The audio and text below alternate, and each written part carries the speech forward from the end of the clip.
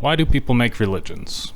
In principle, it's a search for truth, but I don't think that's actually the case at all. See, a unifying thread across almost all religions is that they must spread. There are a variety of contrived reasons for this, but I think one should wonder, if the truth is what it is, shouldn't it be the logical conclusion of any endeavor into reason that is persistent enough? That is, any pure truth should not even have to be defended. It should speak for itself, and it should be an ever-present fixture in the essential nature of reality.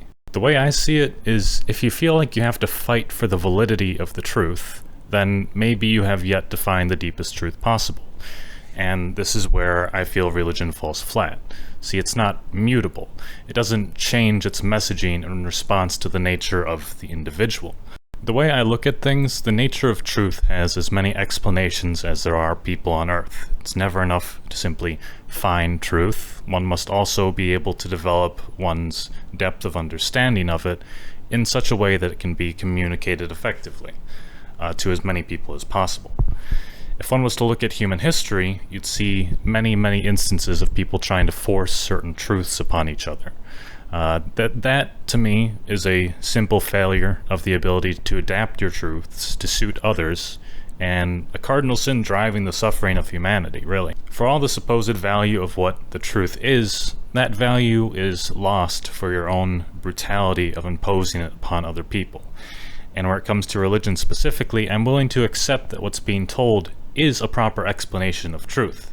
But I'm not willing to accept that it's the only way of telling that truth. So I would propose here that the main tenet of a religion is not necessarily in dealing with the truth, but in getting others to conform to your own narrow-mindedness.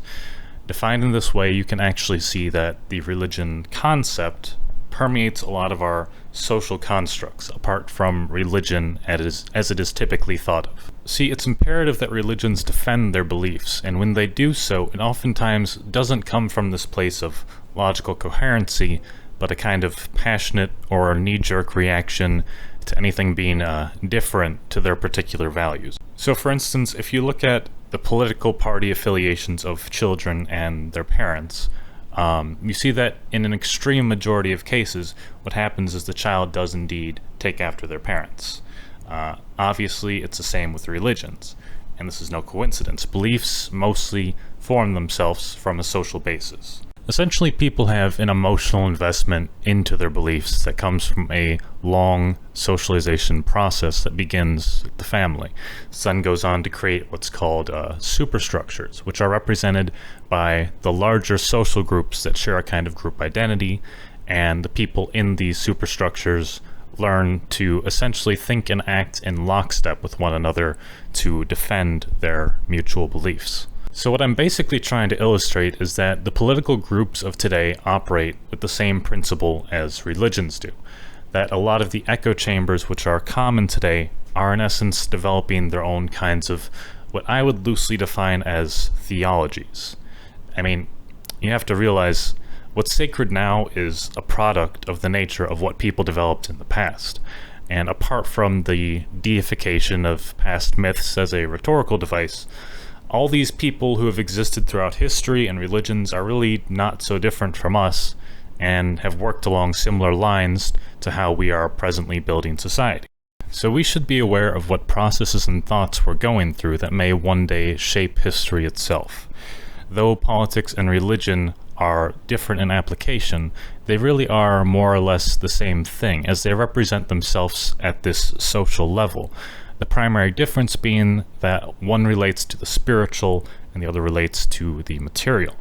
So I kind of view the separate politically inclined communities of today as being the main religions of today, in a kind of metaphorical way of looking at it. And considering that young people are mostly moving away from religion and towards the internet, I think that's pretty apt for imagining how our future beliefs are going to be formatting themselves. Something that's become an obvious truth since the internet became the main battleground of politics is that people love conflict. It's kind of painful to watch in my way of looking at it because, to me, I feel like a lot of the existing disagreements could be fixed through laying out the facts and helping people unravel their understanding or lack thereof.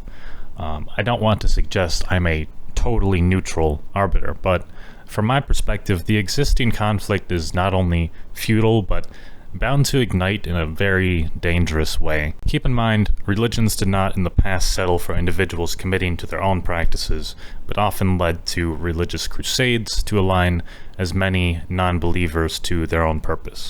Now, I understand that there's actually a fair purpose to the present social divide, that of liberals and conservatives. The only problem is that I'm not really either one of them. Honestly, you may say I'm something of an agnostic in that regard.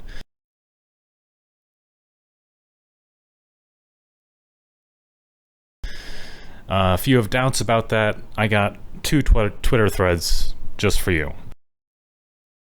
There's a good chance you aren't fully immersed in the current political landscape, and to you, this may sound like a perfectly reasonable claim to make, that I'm not necessarily on either side, but in the world of online political theocracy, that is to them a literal impossibility. Merely suggesting that you aren't on either side is going to frequently result in people on one side defensively pinning you down as one of the others, and that you're merely trying to appease to their vulnerabilities, which would be present if they knew you weren't on the enemy team.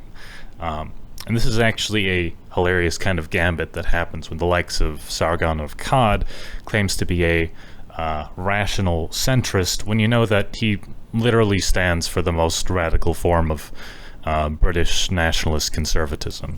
But here's the problem. When people choose to identify with a herd, they're prone to having a herd mentality. They may start to believe things without even themselves fully knowing the justification for those beliefs. And this is where things start to get dangerous. This is no longer an argument. This is a campaign against non-conforming thought that's not interested in taking prisoners. And I do not believe that there is, in the existence of what is presently reality, a way to settle the score between these two sides that will not be destructive to society at large. And I'm going to actually discount myself slightly here. I don't think that the culture war is an inherent bad. A lot of what humans struggle with and have struggled with for a long time is nihilism. So I believe that as long as it stays tame, doesn't actually erupt into a civil war, that it's basically a perfectly acceptable form of entertainment.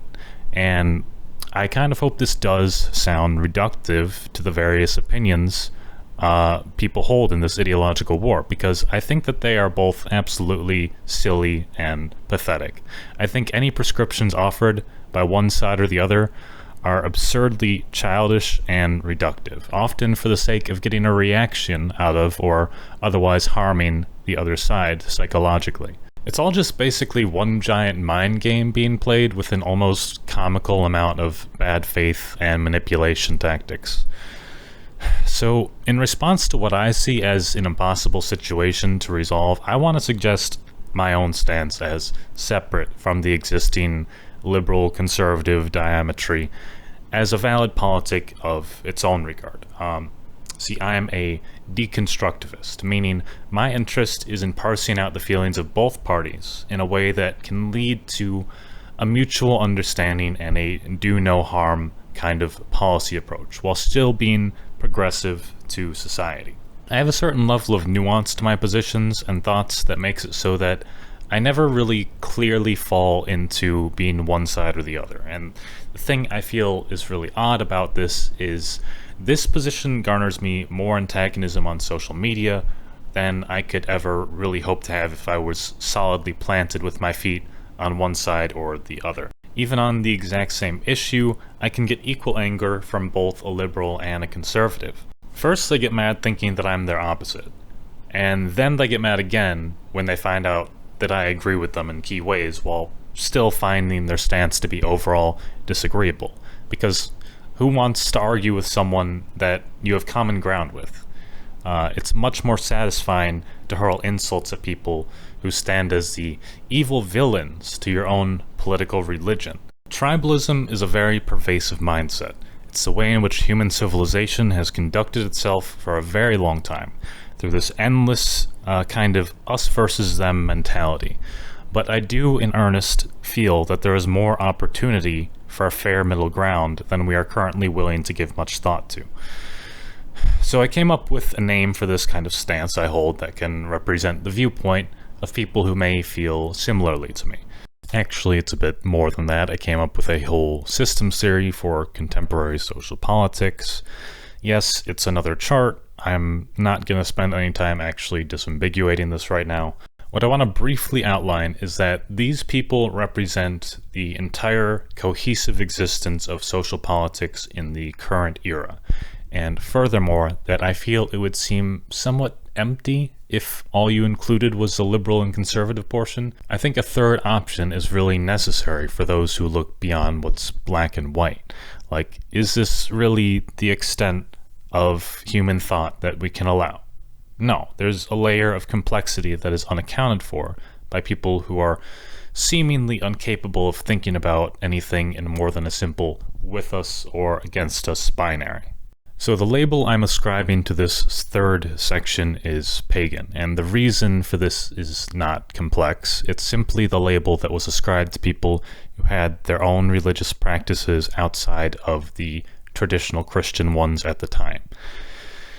So why is this additional label important to me? Well, let me tell you. First off, I feel I can safely assume that the majority of my audience suits already this kind of a label.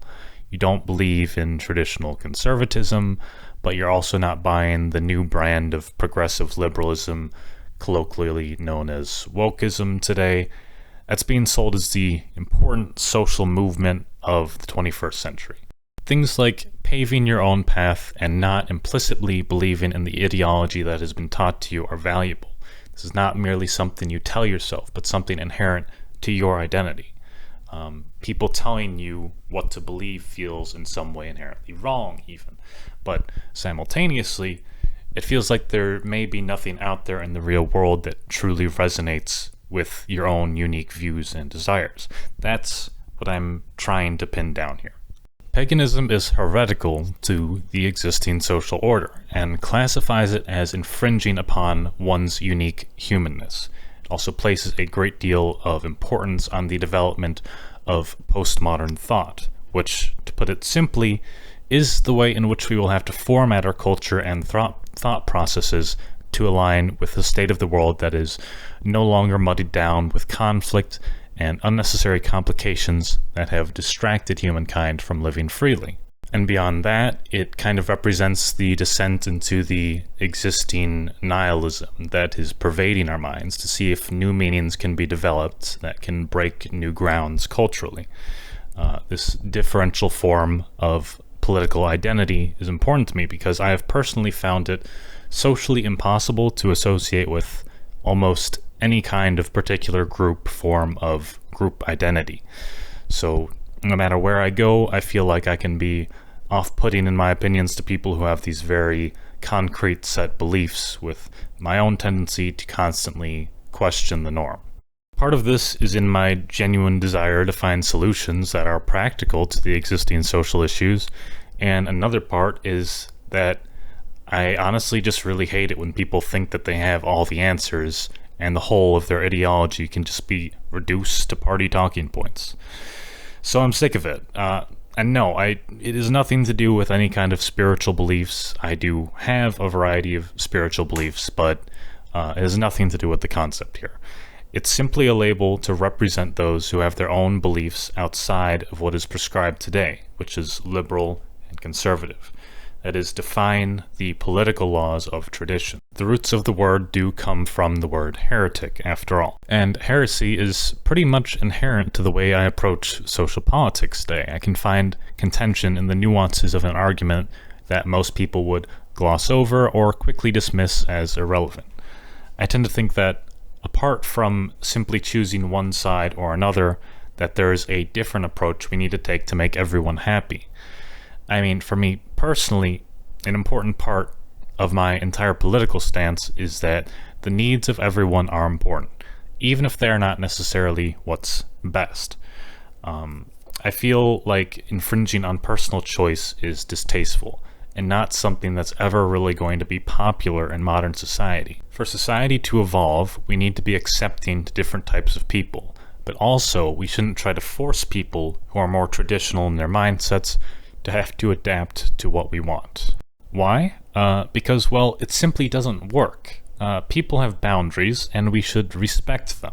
Cultural shifts should happen, and they should happen in a beautiful and inclusive way, rather than some kind of forced agenda. This is key, that creating a progressive society is not worth it if it requires that we trample on the feelings of people who are attached to doing the old way of doing things. I don't want a crusade. I want for people to think their issues through and be empathetic to each other. And if we could finally do that, maybe we won't have to have all these stressful arguments all day anymore. And even more importantly, if we can do that, then maybe we can begin to ask for the kind of political change that will really change the state of the world for the better. And ultimately, that's my real agenda, to be able to move on from these issues to focus on the real task of learning to better organize society. I strongly believe that there is no issue which exists today which we could not, were we the ones in charge of the direction and dictation of society, be resolved or effectively compromised. Our ability as people and thinkers far outweighs that which is present today in those who are actually determining the course of society. But instead of pooling our resources, instead of actually leveraging our ability to impact things in the real world, we have to limit ourselves to petty power struggles that amount to nothing more than bolstering our own egos. I mean, you can win all the online arguments you want, and you can humiliate your opponent with facts and logic, but why?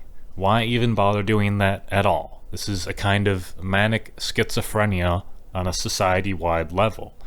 But apart from simply realizing the impracticality of the state we're trapped in, I also want to help disambiguate it so that we can have an essential grasp of why these things matter so much to us, or at least why they seem to. So to do that, I'm going to be taking every single person on this chart, and I'm going to create separate videos devoted to each one of them, making sense of their positions and how they represent larger movements within society.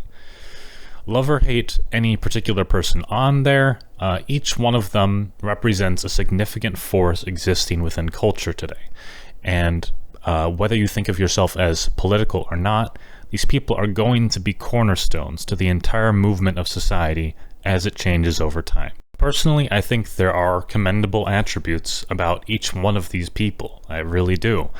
I guess I'm just a glass half full kind of person, but I honestly feel that as people, they all have qualities that society can learn things from, though it's obviously easier to fixate on the bad on any one of them due to the nature of politics being very divisive. And I hold it as a high value to my own humanist philosophy that we really learn fundamentally what causes people to be divided, what causes them to choose to view the world one way where others may view it differently, or even think that their own views are dangerous. Now, to start to close this video off, I'm just going to give a little bit of a speech to outline my own feelings where it comes to these social politics. So, okay. We are conditioned of a modern social order. It is a perfectly sane and workable framework, except in that the aim for some kind of greater truth is always perilous to those who can recognize it as nonsensical to itself. Meaning is extremely important to humanity, but to create a depth of meaning, sometimes supposed truths may fall to the wayside to make room for new ground. Our choice of belief must be our own, because if it is not, then we are building castles upon quicksand. The principle on its own means nothing. What must follow is an inherent drive to fulfill that, so that we are not playing a game merely to play it, but playing a game to understand ourselves better. Human freedom is just as important as it is dangerous, and to apply rigor to question this present framing called status quo is deeply necessary to the point where anything which represses this innate human urge must be utterly disregarded. There is no new frontier. We are the very new frontier, so we should not settle for circumstantial truths to suit some kind of assumption.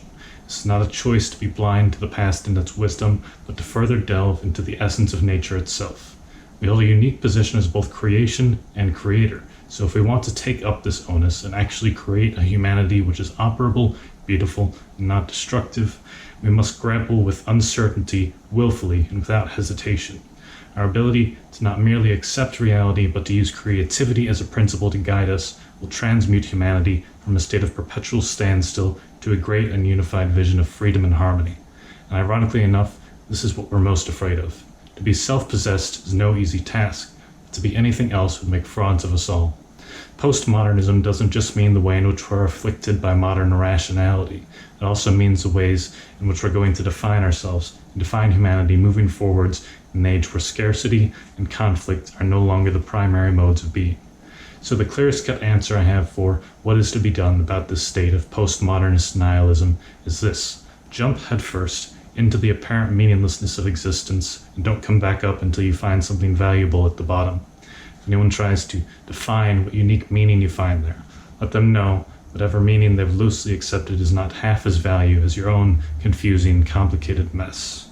And as long as you hang on to that, you'll create something fantastic in your life. Now, what I said may not seem that political, but the thing about social politics is that fundamentally, they stem from your own outlook at the world and other people. The way you position your own motivations is impactful on the way in which you develop your own sense of socio-political identity and ultimately determine what kind of group you'll fall into line with. My stance is that what matters most in politics is not ultimately holding X or Y position, but working together to make sure everyone understands one another. As time goes on, we're going to have to start to question the fundamental meaning of society and what we're doing here as humans. So instead of fighting each other to no end, let's learn to create an amazing world and appreciate each other's different qualities instead of repressing them. It's not where the future truly lies, not in your side winning and overcoming the great evil of the other side, but learning to build together and find solutions that can make everyone feel accounted for. So what I really want the viewer here to start asking themselves at this point is, how are you going to figure out your own political identity? Being apolitical is not, in my way of looking at this, a good idea. You should have firm stances on as many topics as you can be bothered to take an interest in, and you should find ways to express those beliefs in a way that is actionable and positive to society. I really think it's unfortunate that today there's so much effort being made to contort people's minds to go into one party position or another. But they are ultimately called culture wars, so this should leave no ambiguity as to how the current factions are approaching the current situation. It has somehow managed to damage the minds of almost everyone to the point where it really is hard to even know what you yourself think. So I really feel a more accepting approach and a more collaborative approach is the only way to deal with this. I don't see any value to being stuck up all the time about your beliefs, unless it is actually your aim to forcefully coerce others into adopting them. And sadly, I think that's where we're heading now. So take my advice and figure out your own thoughts before things do continue to get worse for everyone.